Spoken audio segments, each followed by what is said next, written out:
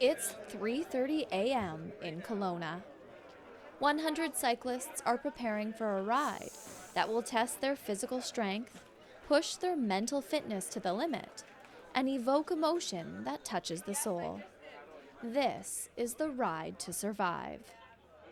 Everybody's running around, where's my helmet? Where's my bike? Where's my this? And pretty soon everybody's out in the parking lot. It's pitch black and everybody's got their lights on their bikes. And 4 o'clock sharp, we're getting bailed out by the mayor of Kelowna riding down the highway. And you've got a 52-kilometer climb from that point on. And this is just the beginning. The ride may start in Kelowna, but it ends 400 kilometers away in Delta.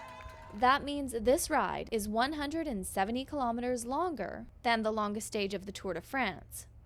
Not to mention, the exceptionally taxing terrain between Kelowna and Delta has these riders climb 2 mountain summits along the Coquihalla Highway for a total ascent of 3,714 meters, 2,000 feet more than the longest stage of the Tour de France. The Ride to Survive is a physical challenge of mammoth proportion. It will take 19 hours for these riders to reach Delta. There's so many factors from a physical standpoint you have to look at.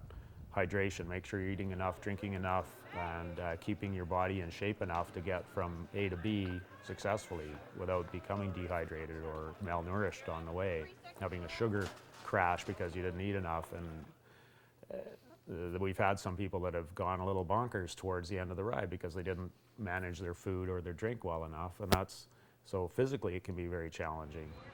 But this ride is so much more than physical. All of these participants are here because they want to stop cancer. The Ride to Survive is an independent fundraiser for the Canadian Cancer Society. It started in 2005 and has since raised more than $1.2 million. The completely volunteer event has no overhead, so every dollar raised goes towards fighting cancer, a goal these riders care passionately about. Riders like Duncan Robinson, who lost his 14-year-old son to leukemia. Michael was in the middle of his 2 sisters, Zoe and Jackie, and they really miss Michael. They miss him to this day. So that's why it's important for me. And Rochelle Tadosacek and Mary Hewitt, who are both cancer survivors. But this year is special for me in particular because I was diagnosed with breast cancer in January of 2010, and had surgery on the 1st of April, and so I'm 10 weeks post-surgery and able to be here and just glad to be here. I'm someone who's benefited tremendously from research very recently. I've been able to avoid chemo because of it, and the surgery I had wasn't available 2 years ago, so had I been diagnosed even 2 or 3 years ago, this would have been a completely different story. And Catherine Oreva, who lost her mother 10 months ago. She'd be really proud of me. She'd probably think I'm crazy, but she'd still be proud of me. So Everyone here, riders and crew, are here to do what they can to bring cancer to an end. Even if this wasn't their initial reason for signing up for the ride, by the end, it will be their main goal. Many times when people decide to ride it, it's because of the challenge of the physical event. You know, I'm going to do Ironman, or I'm going to do a marathon or an ultra marathon.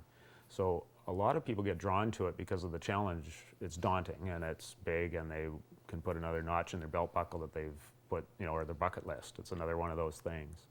But somewhere between that and riding into the finish in Delta, they change. Mostly, almost everybody. All of a sudden they get it. They realize that there's a bigger purpose that they're doing. They spend some time beside a rider who's just got off chemo a few weeks ago and he's out riding, or somebody who has on his top tube of his bike pictures of 2 or 3 kids' faces who aren't with us anymore and why they're riding. And pretty quick, those riders change, and it's a very cool transition to watch them change. The Ride to Survive route was chosen specifically to create an impact. It's meant to be a metaphor for cancer. We look at the analogy of a cancer treatment, and people who are diagnosed with cancer, they kind of get their treatment protocols, their chemotherapy schedules, and sometimes they change those schedules. Sometimes those people don't make it through their treatments and they're not with us anymore, and some do very well. So the analogy of the ride is, it is supposed to be tough. It is supposed to be feeling like you're going to give up sometimes. It's supposed to be feeling like you can handle this and you can battle it and you can do it. Fighting fatigue and the elements and the terrain and just the duration can be quite challenging. It is supposed to represent a day of suffering that somebody with cancer would go through, hence the course and the terrain. I've been on both sides of the fence with that, and yeah, it's there's a lot of ups and downs, and when you're fighting cancer, you don't want to stop. So what we wanted to do was simulate one day what it might be like to battle cancer. So to ride 400 kilometers in one day, it is tough. It's a tough ride, but we battle this battle, but it's only one day. If you battle cancer, it could be 2 years, it could be 5 years. So we're just trying to simulate one day. And just like battling cancer, the Ride to Survive is all about teamwork and support. The group rides together as one, sharing in the laughter, sharing in the pain, and giving that push to a fellow teammate in need. In the end, they reach the finish line together, feeling weak and fatigued, yet rejuvenated and strong because of their accomplishment. A physical feat for a cause that touches us all. We're riding because our kids and our grandkids, and when I look at somebody and I say, I'm riding for you and your family and your friends. It's not just about me anymore, it's about the bigger circle. And we know that cancer treatments have progressed so far, and we know that when people are given those words in the doctor's office that you have cancer, that used to be a death sentence, and it's not so much anymore. So what can we do for the future for our families and our friends?